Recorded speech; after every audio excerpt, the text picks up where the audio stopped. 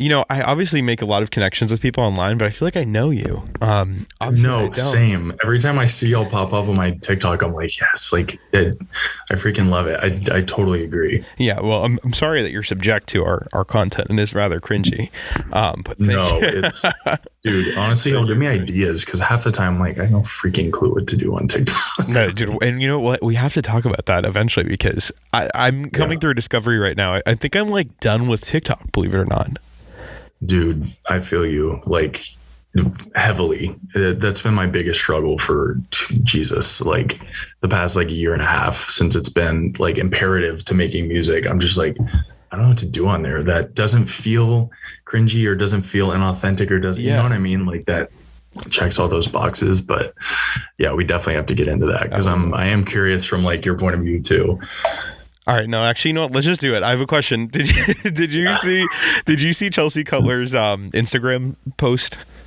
No. Okay, because I saw like so many artists that I follow were responding it and reposting it. But basically, she posted this like notes app post, just shitting on, but in a very respectful and like correct way, but like shitting on TikTok and how it's like changed what it means to be an artist and your job as an independent artist has changed. And I saw that and I was like, damn, yeah. Dang, I didn't see that. I don't know how I missed that one, but I mean, I completely agree. It's like, it's to me taking some of the creativity out of it. At least like I try not to go into a session being like, okay, what song could be good for TikTok or like what line would work? Like to me, that just completely takes you out of like what a song should be and like that natural feeling of just whatever comes to you. But I also understand like it's kind of the most important marketing tool there is right now, and it's free, and it's like anyone can blow up at any time, but like I don't even know how. I don't like, and no one does. Yeah, and that's the interesting part. Like it on that side of it to kind of appreciate it. It is really cool how it's blown a lot of really, really great artists up, and Ty Verdes and like people like that just I'm sure he already had a decent following before that. I'm actually not sure, but like I mean, I become a fan of his since. I mean, I honestly, I am. He probably did, but I honestly have never heard of him, nor do I know anyone that's ever heard of him. If it weren't for TikTok. Yeah, it's super interesting. But no, that Chelsea thing. I mean, I do agree more than I like support TikTok. I would say, I guess, like it's just, and maybe, I mean, I made some like dumb post about it that probably got the like 130 views or something on TikTok, but it was essentially like the commenting on that and being like, but maybe it's because I haven't blown up on TikTok. Like maybe because my song hasn't blown up. I know exactly what your post you're talking about. I was just doing a refresh on your TikTok, and I do know what you're talking about. But yeah, you're right. Like a lot of it, especially in pop and your demographic, that just kind of converted to like TikTok as the main method of discovery, I feel like, or even just the main method of having a shot, which I get because it's so new, but it's also like it's really proven that it's not going anywhere anytime soon. So what happens to the people that don't? Because I mean your talent, like you have songwriting capabilities. That's what your talent is. You don't have to have the talent to know how to make 60-second videos. Like you could be really ass at it, but that doesn't take away from the fact that you are, a great artist, and you would have like blown up otherwise if TikTok didn't exist. Right. No, and when you say that, the like 60-second thing, that's what's really interesting to me, because it's like, okay, you can make a really cool snippet that grabs people's attention for 30 seconds, but can you turn that into a really good song, turn that song into a really good EP, into an album, into a freaking career? And I've felt like that sort of with, this is kind of separate, but with like The Voice and things like that, like so many like insanely talented people on that, but like not to throw shade at it. And even like I had a song that was cut on The Voice, which was amazing. And the artist is super talented, but then it's like, I don't know if it's the TV format, and that's just a whole different. Now I'm just kind of rambling, but no, but you're right though. It turns like it doesn't translate. You know? And it turns in it. This is kind of getting abstract here, but it definitely turns it like a marketing demographic into a genre almost. Like there's like when I was growing up, pop was represented, like Jason Mraz and like Alicia Keys, like things like that. They were older and they weren't so like, I don't know what it is now. And it kind of, I don't know, discounts the pop genre. And I'm a huge pop guy, and I know you are as well. So that's why I just kind of wanted to bring that post up. But yeah, sorry, I won't get too more. No, that's like, I mean, honestly, I feel like that's the whole thing to talk about right now, which it's like mind-blowing, interesting, frustrating. Like, it's like it really is weird, because normally when things like emerge, I can see, you know, how they could eventually fade, or, you know, something else could take its place. But I don't really see TikTok ever losing prominence. I mean, I think maybe as a consumer, because that narrative of like, oh, blew up on TikTok, it's kind of been done before. And I work in the industry, so maybe I grow old to it quickly. But as like other consumers, I wonder if do they even care anymore? Like seeing someone have a song blow up, because it's so normal. That's how music works now. So is it still marketable? Right. And that like, adding on to that, it's like, does it still feel special if you discovered a song on TikTok? Like, maybe it does, but that's also what I've wondered from sort of like the audience point of view. Like, I think that's when I struggle to make videos, I'm like, do people, like, even though I'm being authentic, I'm like, do people just see through this? Because it's just clearly it's like a music artist trying to promote their song. Like, there's different ways to do it, but at the end of the day, I think people have seen every like facet of or like possible idea of like, hey, this is pre-save my song, this is my song, whatever, like pretending you just wrote it when you for sure did not. That all the way to like, but now people know that they like the comments are all people exposing them, but they also don't care. Like, it's a crazy thing, right? And that is what's interesting. It's like, you're exposing, but then you still listen. So does it really matter? It's still number one on Spotify. Crazy world. And it's funny. I mean, I feel the same way. Obviously, I see the independent artists like struggle and grind with it, but I weirdly feel the same way as someone who, I don't know, I guess works vertically of that within music and like trying to do, I don't know. It's like a weird thing. Like, I understand your struggle, but I obviously don't have that creative music side to it either, where I feel like my art is being compromised, because I don't mind if I have to compromise and do some things for clout, because whatever, I don't care. It's like, it is. And let's take music completely out of it. I think TikTok is so freaking cool. Like, because it gives like small businesses and, you know, people that create the most like specific like niche thing. Like, my girlfriend loves these like those slime things that they look like a cupcake, and then she just like squishes it. And I'm like, what? She's like 17. She made some like insane business out of it. And I think that's super cool. But yeah, again, maybe it's just because my song isn't blown up yet. Who freaking... I know. Well, I'll talk to you in like a month when like you're number one on the viral charts and your opinion will change. You'll be repping like paid TikTok gear. I do have a paid TikTok hat though. That is, if we're talking clout, that's my biggest achievement. Let's go. All right, Troye, how did we connect? Was it originally on TikTok, or was it? I feel like it. I don't even know. I feel like it was on TikTok. Yes, because I don't remember if. I feel like I might have seen one of your videos, and it was like a comment if you have a new song or whatever. And I try to comment on all those, because I'm like, it takes 2 seconds. Why not? Yeah. Like, who knows? I don't remember what song I might have commented. It could have been Silver Brain, or like. No, I definitely know the first song I heard of yours was Salt. And it was an immediate hook for me. I was a big fan. Appreciate that. Thank you. So yeah, it must have been TikTok, because I've released a lot in the last 2 years, so I feel like it's all kind of like a blur when like which song was during, you know, certain things. But yeah, no, I think we definitely connected on TikTok. That sounds right. As after we kind of bash it for like 10 minutes. I know, brought us together. All right, so that brings me to my question though. That being said, so what I want to do with this too is talk more about like career stuff. So where would you say you are in your career? Are you at like the very beginning? Are you in the middle?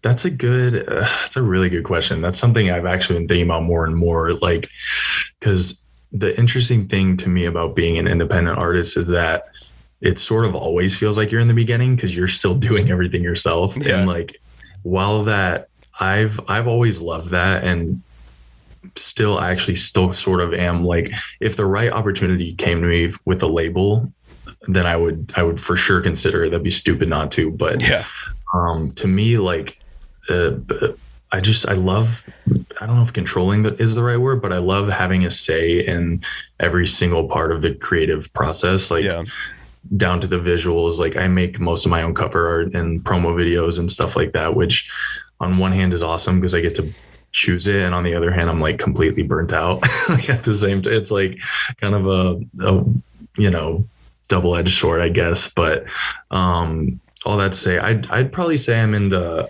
later beginning of my career, if that makes sense. Like, sort of getting towards the middle-ish, but sort of at a ceiling of like the independent part where I'm trying to figure out, you know, the best marketing tools and the best way to do all that without insane budgets, and to make really good videos also without these crazy budgets that, you know, just aren't there right now.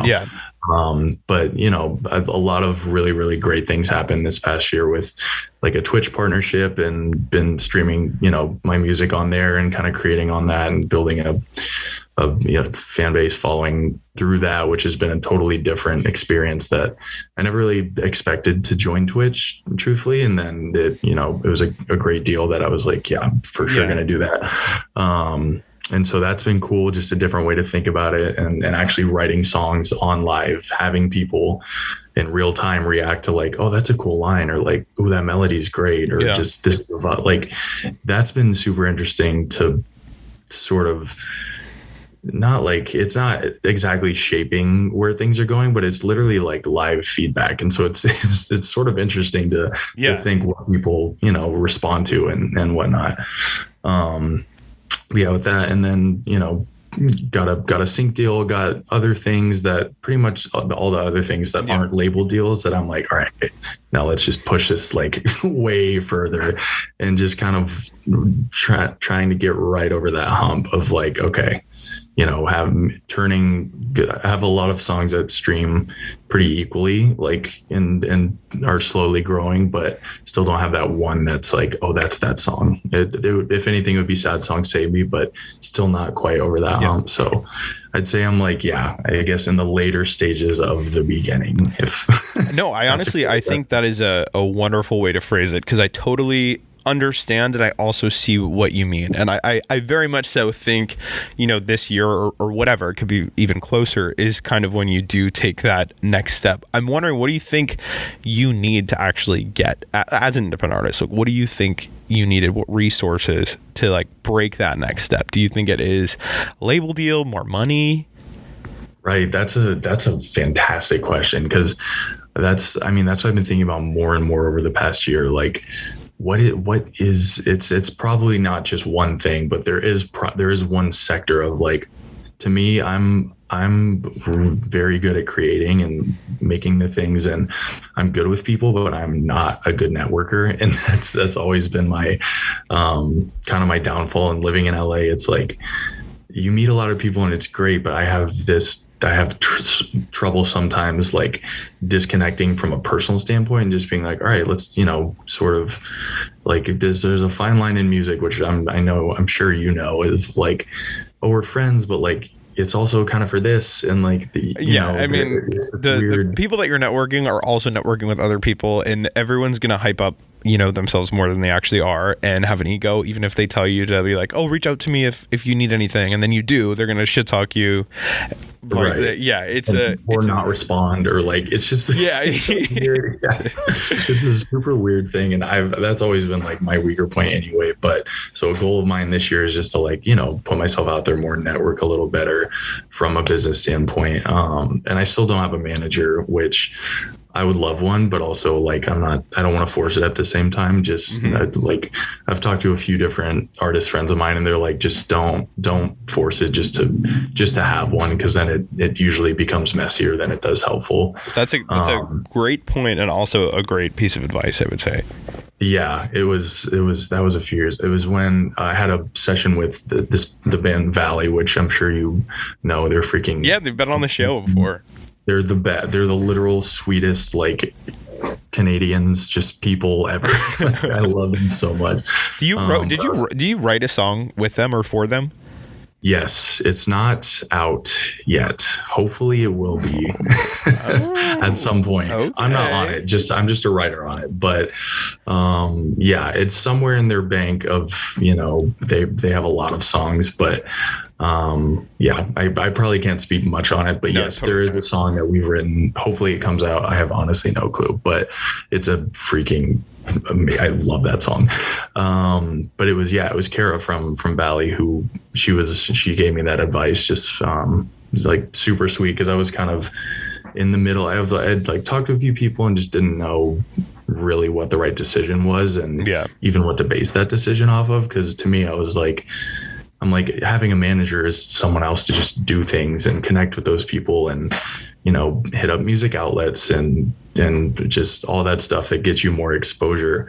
But at the same time, if you're a little lower on their priority list, then it might not be the best move, because then they're just taking a cut of, whatever without maybe not improving the value of things. I don't know.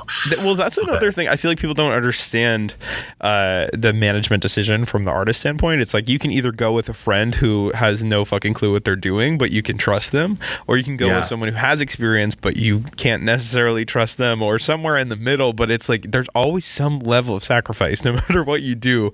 And like when granted, like if there isn't, that's great. But it is a rare case where like, you have the best decision for your very first manager. Yeah. And I feel like more than not, I've heard like the whole friend thing of like, yeah, it's just my boy who like came up with me and he just like hustled for me and like cold emailed people and did all this stuff that bigger managers or more like successful ones probably don't want to do anymore, which is like fair. But that's where it kind of just becomes like it's just all dependent on fit. So just definitely waiting for that fit, and excited to play more live shows this year too, which is something I haven't been able to do. I mean, obviously no one's really been able to do it in the last 2 years or so, but even before that I hadn't performed probably like since now, probably like 3 years ago. Wow. Just because I started like reshaping my sound and sort of figuring out like my monthly releases and getting all that kind of structured. And then as I was sort of scheduling some shows out, COVID happened, which I know that happened to everyone, but I was like, No, of course. You definitely have a right to be upset about that. I have one this weekend. I saw Breaking Sound. Yeah, so that's I'm super extra special. All right, so tell me about it. What type of process goes into preparing for that, especially where it's your first performance in like 3 years? Yeah, so got a band together. One of them is a producer / friend that we met probably 3-4 years ago, and actually hadn't stayed in touch in a couple of years. And then we just this manager that I had talked to, that again, that one wasn't a good fit, but super great dude. He started managing this guy, Jeremy, and he was like, hey, I'll have a session. So we just made a song. And then when the show opportunity came up, I was like, hey, do you play live, by the way? Because we just kind of vibed, and he's just a great dude. And one of those guys you just want on your team. And so I was like, hey, do you want to play like guitar? And then do you know any drummers or anything? And he has a drummer friend who's also great. So it's going to be a fun, Hey dude, that's you networking a little bit. Yeah. You're getting the practice. True that. But yeah, so it's going to be pretty high energy, like just super fun show. It's my first time playing any of these songs live, and some of them like Something Nothing, So Good, like a few songs like that have been out for 2-ish year, maybe a little less than 2 years, and like Sad Song Save Me remix, like all of those I still haven't performed them live. And so it's kind of this culmination of like all these songs that have gotten me a little more notoriety and have done well streaming. Like now I finally get to perform them live. And we'll see. I think it's going to be super fun. But I mean, it's definitely nice to flex that muscle that you haven't been able to flex in a few years. Are you do you have like rights to record the performance? Unfortunately, no, we can't shoot video. So that would have been good. That was going to be my piece of advice. You got to get that content out there. If you guys are seriously, so there will be photos, but yeah, they let us know. Like they had told us a couple weeks ago, and then they let me know again today. They're like, no video, and I don't actually know the reason, but I'm like, God dang it, okay. I even wanted to live stream it on Twitch because I was like, you know what, like, I did an EP release live on Twitch, and that was super fun, and like 600 something people came into that, and it was freaking wild. It was way more than expected. It was super fun. So I would have loved to do that, and then have people who aren't in LA be able to watch, but just got to tour at some point, I guess. I know. So well, anyway, when do you think realistically, when do you think you can start like doing your own touring? Would you say you're ready? Ready. I'm for sure ready. It's more of a matter of getting all those pieces and being able to sell enough tickets in each city, which I know there are a few that we could just definitely have super fun shows at like smaller clubs and pack them out and just have like those are my favorite shows anyway. Those ones that like everyone's just right there and you're like, it's my favorite thing. But I mean, I'm hoping the later part of this upcoming year, I'm going to kind of dedicate. I have a few releases already planned out for the beginning of this year. One is coming in 2 days. Just reminded myself of that. Nice. So that one's going to be fun. That's a collab, correct? It is. Yeah. With this Swedish producer named Nyman, who's super talented. I think he found me through these guys, Bloom and Bridge, that I've done a few songs with. And yeah, he's super talented. He just sent me this random, like just cold emailed me, sent me this beat. And I was like, this is sick. Like it just wrote it in a day. And it was one of those that for me, I'm pretty like, I'll know if I can write something to it very quickly or not. And that one was like, oh my God, I love this. Let's just get something for it. That's super interesting. So is that something you get often? Like people just shooting their shot?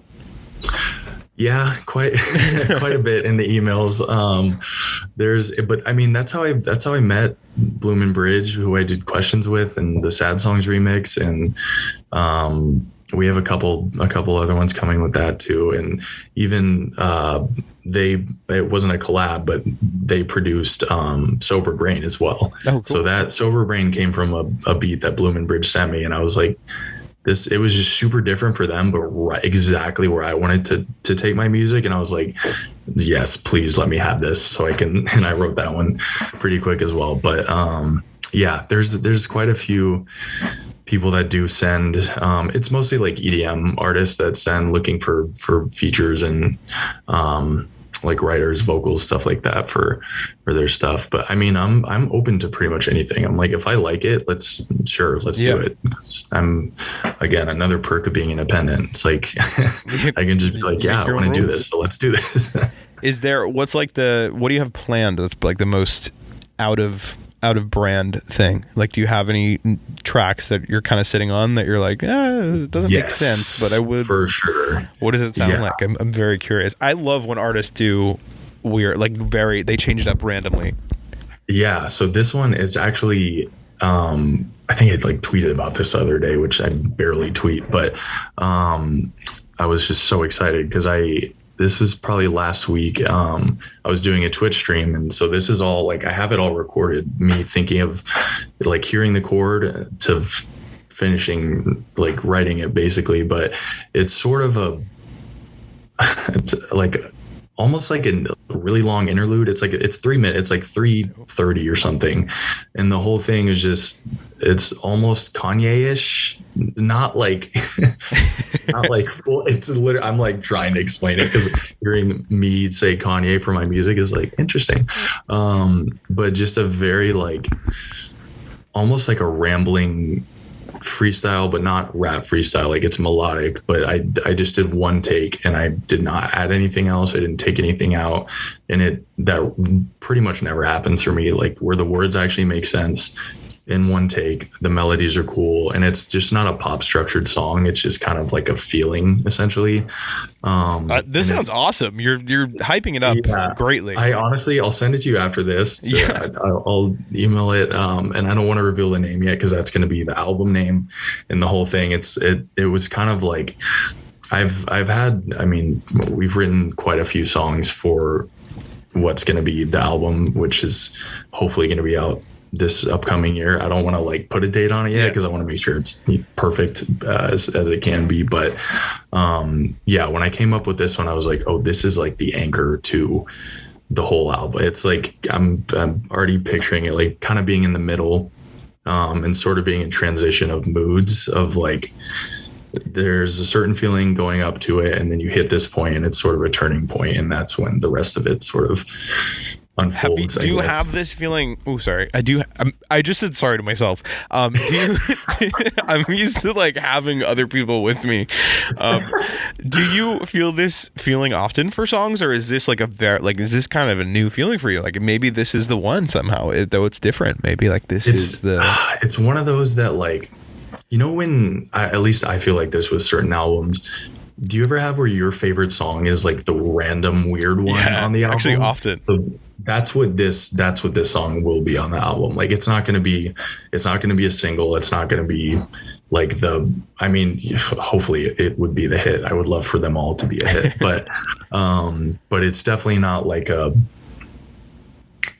verse pre-chorus, pre-chorus. Like it's an odd sort of like, whoa, okay, we're in a different world. But to me, that's like my favorite thing to do, is at least because I still love pop, but I also love creating weird ones that are just kind of like, oh, what is it? Like it's just rolling with like different feelings. And if it feels like it works, it works. So I'll put it. I definitely understand the vibe that you got with this track. I think someone who does a really great job, kind of doing something similar is Versace. I don't know if you're familiar. He's been on the show. I've heard the name, but actually, I don't think I've listened. He's like crazy. Honestly, he's like a really great producer, and he's finally getting a lot of like crossover success. He just produced a track with for someone. Who the fuck was it? It was like someone crazy. I was like, oh my god, good for you. It was like, dang, like one of those where you're like, holy, okay. Wait, it's actually gonna bug me. I need to, because now I don't want to like hype him up and then not give him the credit. But it's like, honestly, I think one of the artists passed away. Oh my god, it was Mac Miller. That's who it was. It was like a post-mortem Mac Miller song, and I was like, damn, like that is a great opportunity. That is crazy. Seriously, that's so interesting. I've always been curious about how those plans roll out and how those conversations go, and because it's such a sensitive thing, and it's super interesting because everyone wants to hear music from Mac Miller and Juice WRLD and people like that forever, but it's like what's in the bank and how do you decide? That's all been super interesting to me. But that's weird crazy. That I won't talk about that specific song, but just in general, that is a unique and weird thing. It's also weird, learning this stuff more formally. I'm in grad school at Berkeley, and I just took a music law class, and there are things in these new contracts. One that kind of unrelated, but they try to limit the whole Taylor Swift re-record thing now. Mm-hmm. So now it's like you have to wait 100 years until after you can re-record, and then they have death clauses in some of these contracts. I mean, I will say the death clause isn't as large or as common, I would say, in the contracts I've seen, but they definitely do have them in some major cases. That's insane. It is weird. It's weird. That is so weird, because I feel like those clauses probably didn't exist. Like, no, because things had to have happened. They realized that when an artist dies, you especially now in the digital age, all the content you have of an artist, like you can release that for the rest of their life and make money off of it. It's freaking bizarre. Even it's music law. Like, I would love to take a music law class. I feel like more than half the people in music don't even really understand. No, dude, and everyone's getting sued. Everyone's getting sued, and laws change all the time. And my biggest takeaway from it too is that one law can be withholden in one case, and then you go to another case, and it can be the literal same situation, just with different people, and it'll go the other way. It's like a very confusing industry, and I've been having a lot of internal conversations with myself too about this. Like, this is kind of fucked up. Do I really do I want to go into a system that's so messy? Like, and why am I just accepting that? And because it's that dream that they sell you on, man, whether you're the artist or you're behind the scenes. Seriously, I have that's half my struggle with the networking thing too. It's this like slimy feeling that I absolutely despise, but is also completely necessary. But I'm like, is there some way we can just not have it be like that and just be like people like making music, but it's a business at the end of the day. So yeah, what are you gonna do? Amen. You know? What would you be doing if you weren't doing music? A wonderful question. I think it would still be something creative. I'm a very creative minded person. That's like pretty much all my only skills are like creative things. So it works out with the visual, like graphic stuff and graphic design, video editing. But I'll just take creative out. Like what could I honestly don't think about this enough. I think it could be cool. Something that would allow me to travel, I think could be cool, and just see experience new places, because I really appreciate like different cultures and going different places and just having no idea like what you're getting into. But I feel that learning, so whatever job that would be, I don't know. The new job I just accepted, it's a fully, like, the company is fully remote. And I'm like, I've already booked 2 vacations. I started like 3 days ago. Yeah. I'm so excited. But no, I totally understand. Like, if you have the ability to do something cool, I feel like that's kind of what you're doing with music too. Like, you have the ability to work, but also like have fun along the way. So like, you have the ability to work and travel. You're having fun along the way.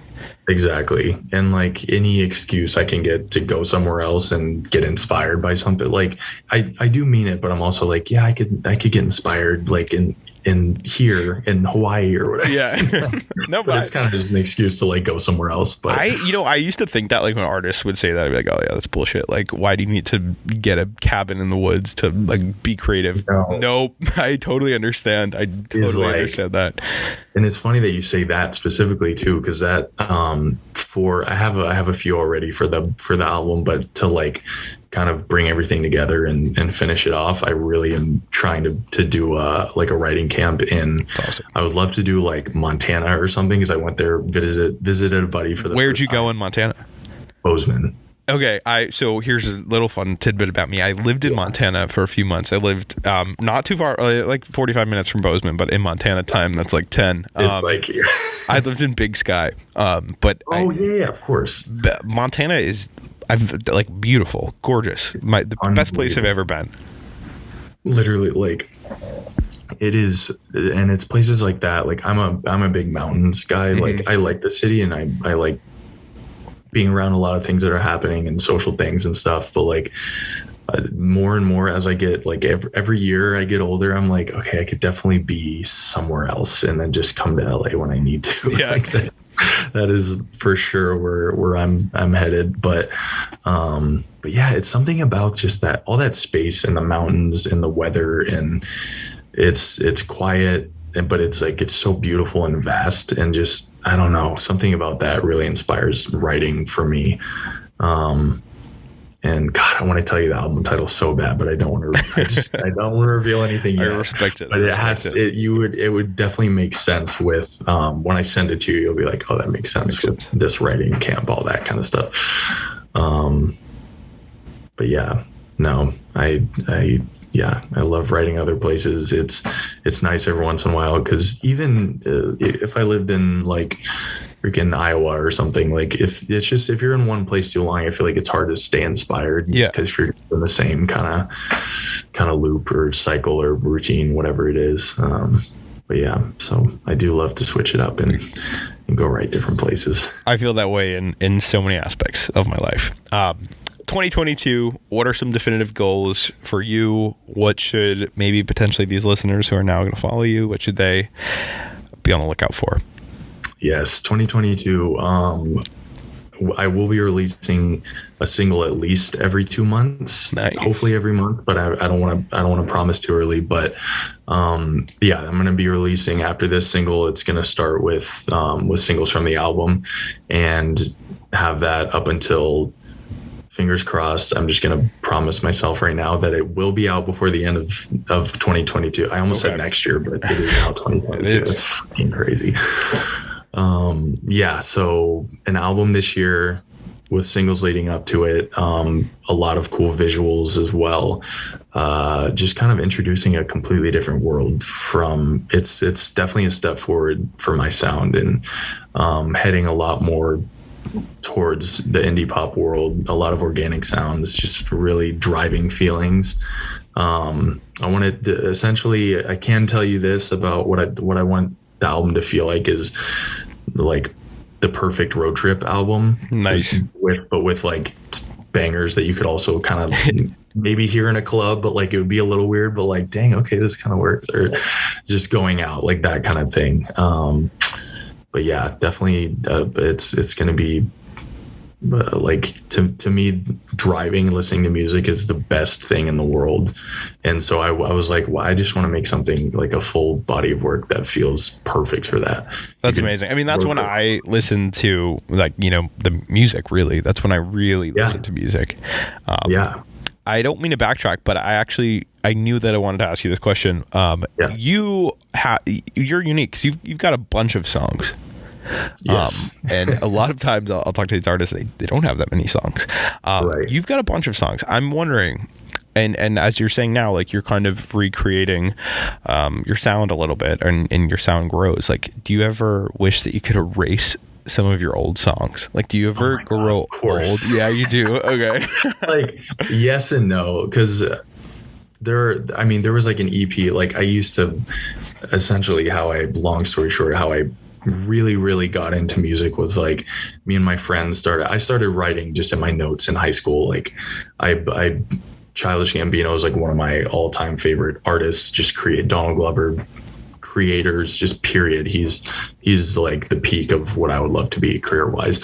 And just his fearlessness and creativity is what got me into, like, he was on Community, and then I saw he did Childish Gambino, and it was very like wordplay heavy rap, and it was clever and witty, and I was like, oh, this is so cool. And so I started just writing stuff like that on my notes, and then me and my friend made these like really stupid that will never see the face of the internet again ever, but like funny like parody rap videos, essentially. Oh god, everyone had a parody rap phase. Oh my god, yeah. And for what? it was yeah. So that was what kind of that I was like, oh, this is a way for me to do what I want to do, but not get made fun of, because we're doing it ironically. So you can't make fun of us if we're already making fun of ourselves, essentially, that kind of thing. But that was really secretly my way to be like, okay, I really want to make music, and I want to get better at it. And then so I released an EP. It was kind of rappy, and then I took that down because I was like, no, let's not. And but it's still like, it taught me a lot about releasing and writing and creating a body of work and that kind of thing. I mean, and honestly, like, when you make things that you realize are not bad, but, you know, not up to your current expectations, you can see exactly what it is that you know, where you went wrong, what you don't want to do anymore. So it is definitely like a learning creative experience as well. And that's the thing, it's like, you know, we all see like photos from Facebook from like 2008 where you're like, oh my god, why? Well, that's what I was comparing it to. Like, I feel rude asking, you know, artists, would you erase the song? But then I think of like things that I've done. I don't know, like I would absolutely erase. I've had oodles of I had so many cringy podcasts, like, where I used to be like a frat douchebag college guy. I would do anything to burn those and make make them get off of the internet completely. So I definitely I can but it's like, you know, you did those and then you're like, oh, okay, now I know how to do a podcast, whether it was the best thing I'll ever do. Now I know how to be a better person. yeah literally. So I'd say since 2018 2018 and on, I would not delete anything for sure. But that's good. I hear some of them and I'm like, okay, I'm like, I got a lot better, which is good. Yeah. You know? But we do have this weird like timestamp of when we did things now. It's super weird, because the Beatles could put out a song, and then if they didn't like it for some reason, it just didn't exist pretty much after they removed it from whatever. But for us, it's like, if we put it out there, it's probably somewhere out there, unless you got it early enough or something. But Yeah, it is interesting. But no, I release all my songs intentionally, and I love all of them. But I'm also glad each one gets better, you know. Mm-hmm. At least that's what I hope and feel like. So that's what I'm hoping with this album, and it'll be my first album ever. So that's why I'm like, all right, I just want to make sure it's... Well, I like when artists to wait for that album, because obviously like you said, you had a whole lot of experience, like growing and really kind of finding your craft. So to wait for an album, which to me as a listener, I think is like the biggest way to, you know, see how an artist defines himself. I'm excited that, you know, you waited this long to put it out. Heck yeah. Well, thanks. It's going to feel like a world. And that's, as a listener, like I have always tried to make music that I would want to listen to and present it in a way that I would think is cool to see, or, you know, from the cover to the lyric video to everything, to obviously the actual sound. And so I really wanted to feel like something that has been this build up, and then you're just like, oh my God, it's here. And you can dive into it and feel a lot of different things and hear a lot of different sounds. And it's not just going to be one album with a bunch of like, excuse me, like it's not going to be one album with just a bunch of sort of songs that you feel like they just threw together, like pieced together, that were all individually good songs but might not work for a full like body of work. So I just wanted to be something you can start at the beginning, listen through to the end, and get it and feel it, or maybe not get it the first time and then listen like 2 or 3 more times, because I feel like that's kind of important. But like how Casey Musgraves does that so well, 21 Pilots, like those are 2 artists that album wise I will listen to them start to finish every single time, because it's, you know, everything is intentional and it connects a certain way. Yeah. You get a big house on the south side of your hometown right now.